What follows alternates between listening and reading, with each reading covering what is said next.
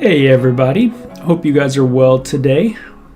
We're going to be in Sura 11 today. Let's see, we're going to start at verse 57 of Sura 11. And Sura 11's called HUD, or HUD. I don't know the exact pronunciation, but it is supposedly a prophet. And one that I've never, I don't think, heard of until I kind of was reading through the Quran at one point. So here we go. This is just a reading of the Quran. I do some little commentary here and there, but mostly just a reading of it. And I always believe in reading the source material. You know, sometimes you could somebody might criticize Islam and then someone else might get upset at the person who's critiquing Islam, or maybe spending time talking about Muslims per se. And you might wonder why it's relevant. Why would people be critiquing Islam, and what does that have to do with anything? Well, you know, it's interesting, but what we believe matters in the world. What you believe matters, what I believe matters, and it has an effect on other people. It can have a little bit of effect, or it can have a great amount of effect, depending on what is the belief system. And we know this just because this is the reality of life. You can't get out of that bubble, that your worldview, the way you're thinking about our world and your belief system, has an effect.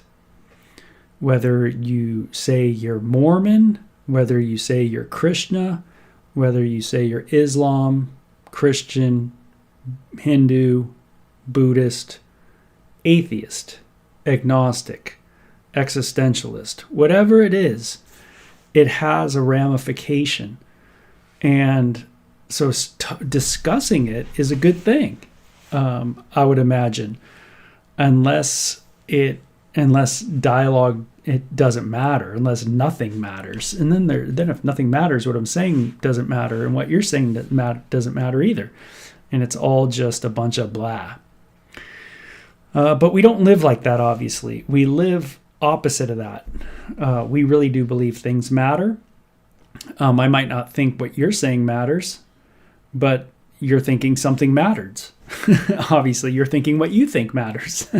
So, again, you just can't get out of the box of things mattering, belief systems having a value in our world, because they do.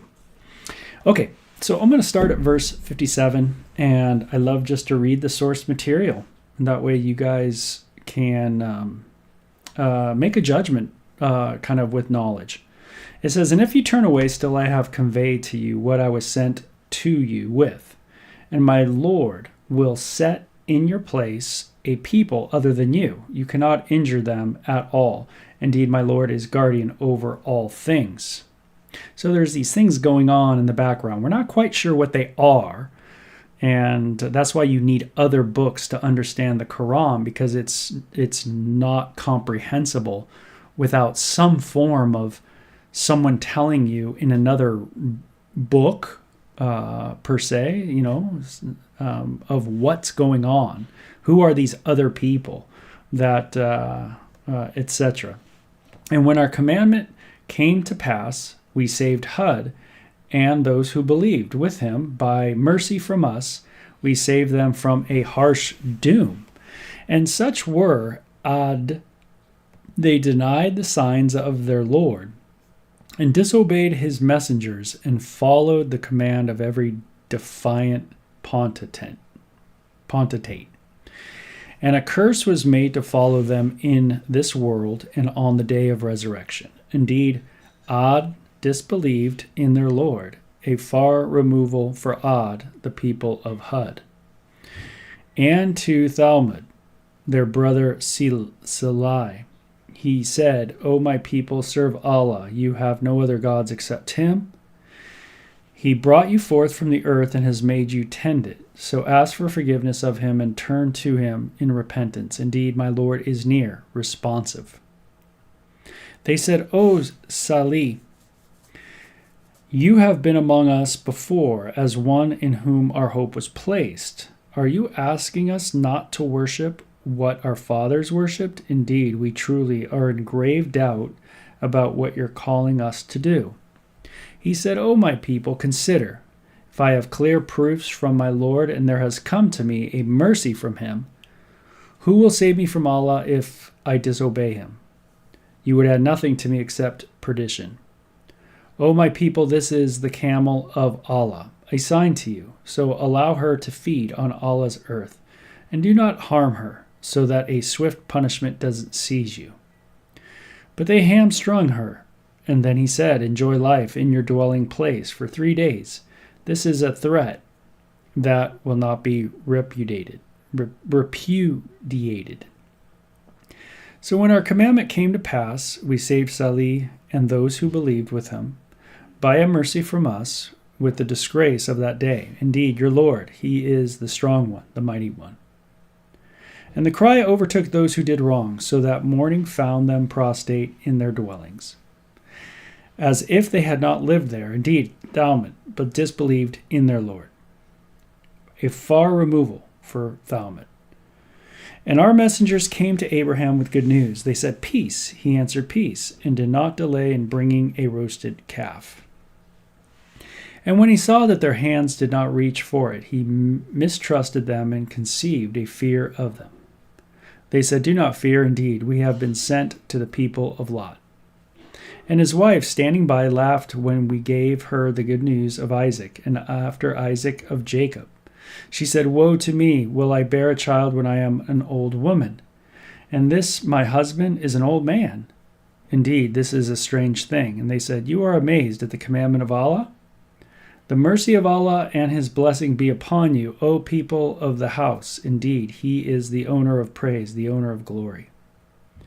And when the awe departed from Abraham and the glad news reached him, he pleaded with us on behalf of the people of Lot. Indeed, Abraham was mild, imploring penitent. O Abraham, forsake this. Indeed, your Lord's commandment hath gone forth, and indeed, there comes to them a doom that cannot be repelled. And when our messengers came to Lot, he was distressed and did not know how to protect them. He said, this is a dreadful day.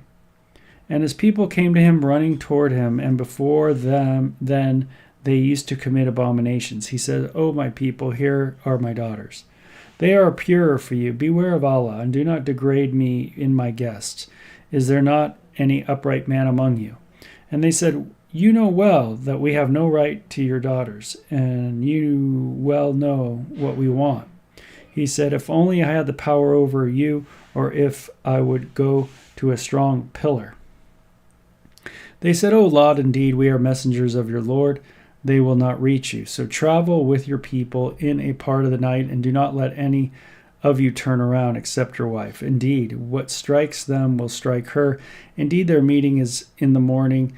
Isn't the morning near? So these are kind of reiterations somewhat of biblical events and narratives. But they're really strange in that they don't seem to make much sense. When you read it, just as I'm reading it, you might be thinking, what are you talking about?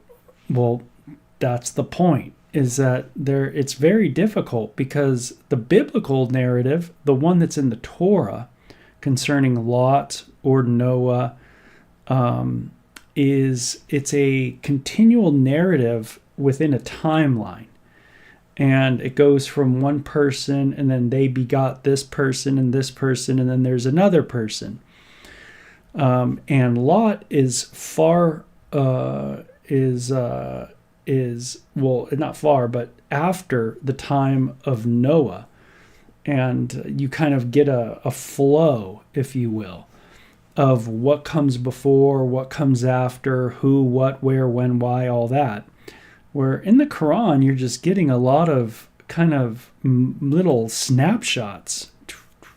But it's really, if you've never read the Torah, I can't imagine like you would even understand what this is referencing at all. It probably would be very incoherent, and you just wouldn't understand all these references.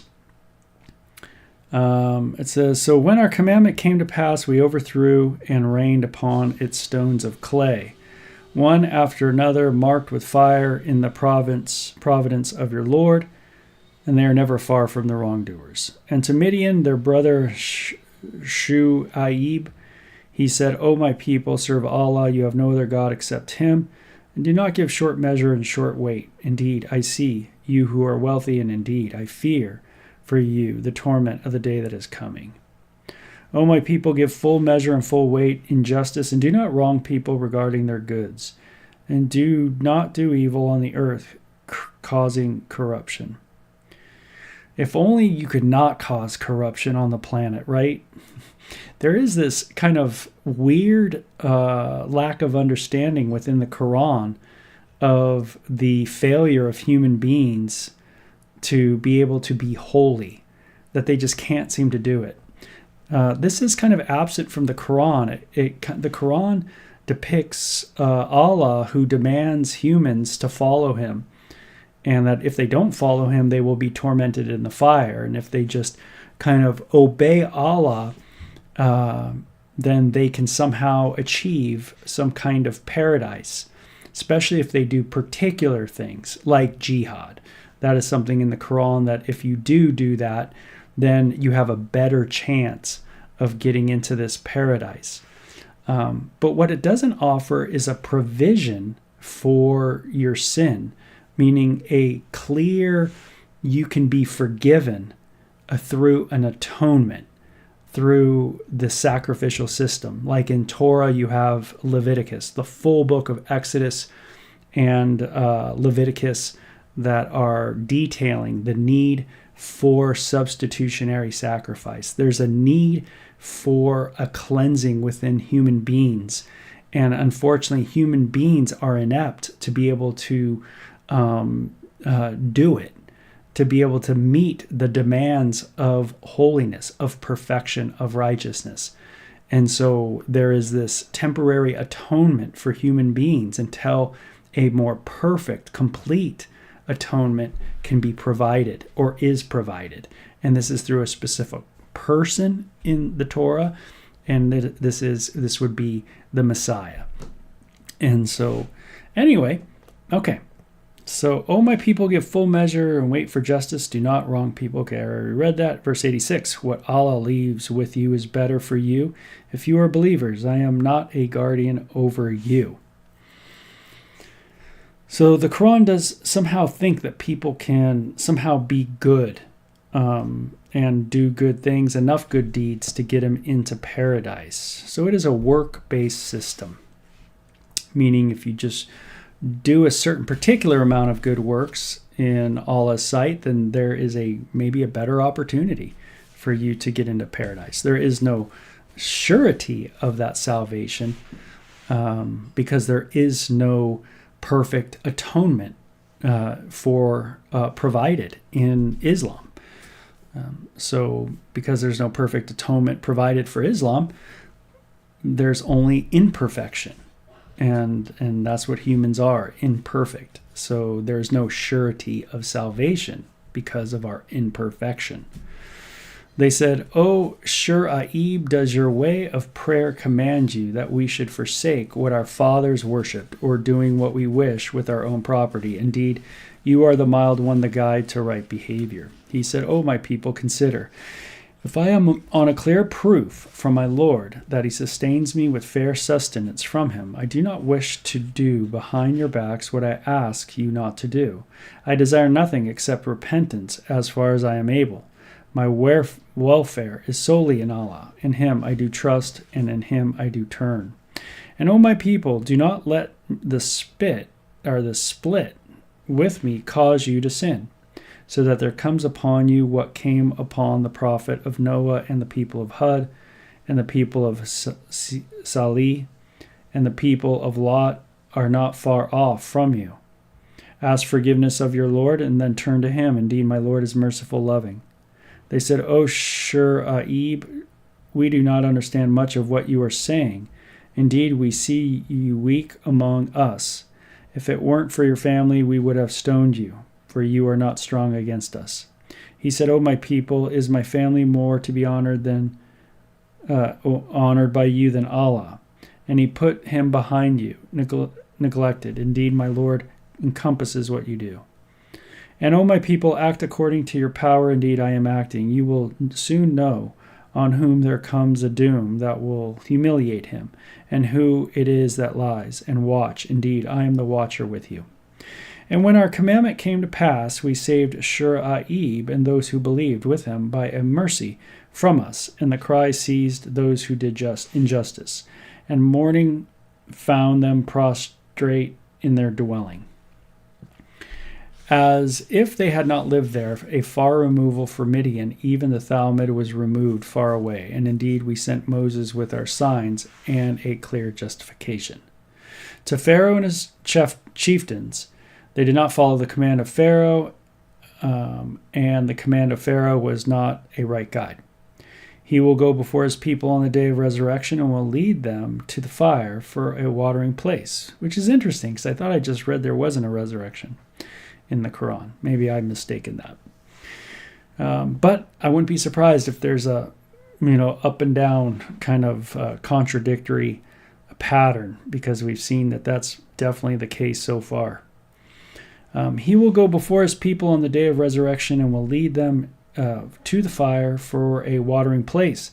Wretched is the watering place to which they are led.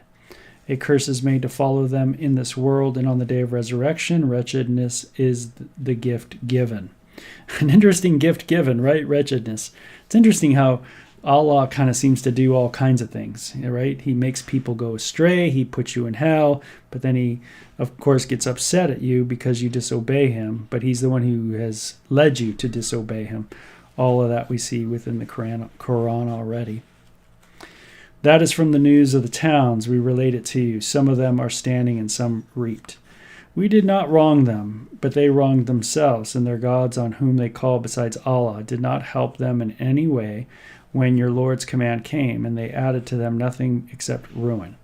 Even in this way, in the grasp of your Lord, when he grasps the towns while they are doing wrong, indeed, his grasp is painful, very strong. Indeed, truly, in this there is a sign for those who fear the torment of the hereafter. That is the day to watch mankind be gathered, and that is the day that will be witnessed. And we postpone it only to a term that has already been reckoned. On that day when it comes, no soul will speak except by his permission. Some among them will be wretched, some glad. As for those who will be wretched, they will be in the fire. Sighing and wailing will be their share in it, remaining there as long as the heavens and the earth endure, except for what your Lord wills. Indeed, your Lord is the doer of what he wills. And for those who will be glad, they will be in the garden, remaining there as long as the heavens and the earth endure, except for what your Lord wills, an unfailing gift. So do not be in doubt about what these people worship. They worship only as their fathers worshipped previously. Indeed, they will pay them what they deserve undiminished. And we indeed gave to Moses the book, and there was strife over it. And if it had not been for a word that had already gone forth from your Lord, the case would have been judged between them. And indeed, they are in grave doubt about it. So it definitely, again, backs up the Torah. And this is important, and it raises a lot of questions, is that if we're supposed to read the Torah, well, the Torah is a lot different from this. There's a lot of, if you will, doctrinal issues within the Torah. I've already mentioned one big one, atonement. This is a giant theme of the Torah, the first 5 books of the Hebrew Bible. And this seems to be lost within the Quran, where there is no ample, sufficient provision that's made for humanity. We know humans are lost in the Quran, but Allah has made them lost. And we know that if you disobey Allah, then you're going to be punished. And the only things we get is that we can do certain things to further Islam and potentially maybe enter paradise. But we're missing the whole doctrines of how one is made right before a holy God. It's all absent so far. But I'm only 34% in the Quran, so it could be in that 70% that's coming on the scene here. So I'll look forward to that. So that's the end of today's reading of Surah 11. That was HUD Part 2. Okay, thanks. Bye-bye.